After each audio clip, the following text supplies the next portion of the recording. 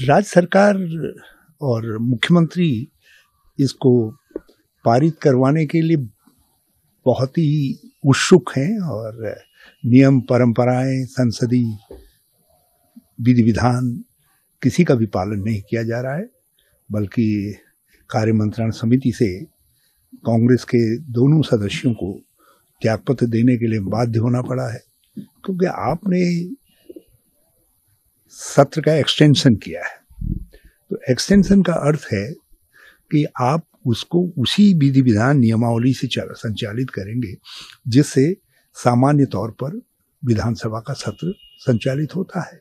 प्रश्नकाल होगा, लोक महत्व के प्रश्न उठेंगे और फिर विधेयक इत्यादि जो आने हैं वो आएंगे।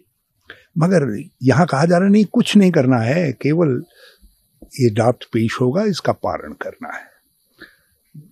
और ड्राफ्ट किसी को उपलब्ध नहीं है, न मीडिया में है, और जो ड्राफ्ट उपलब्ध नहीं है आप तत्काल उस पर चर्चा करना चाहते हैं। 700-800-900 पृष्ठों का ड्राफ्ट बताया जा रहा है।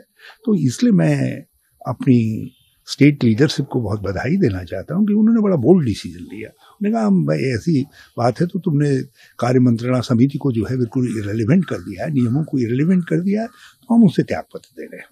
मेरी शिकायत, क्योंकि धामी जी की उत्सुकता समझ में आती है, क्योंकि उन्होंने बहुत चतुराई से अपना भाजपा के अंदर स्थान बनाने के लिए इस यूसीसी का उपयोग किया है।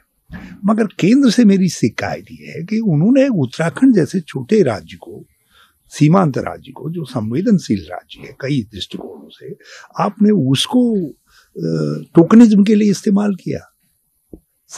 आपने प्रतीकात्मकता के लिए हमारे राज्य को इस्तेमाल किया। आपको लाना था यूनिफॉर्म सिविल कोड, अब सेंट्रल गवर्नमेंट लेकर के आती, जो सारे देश के ऊपर लागू होता।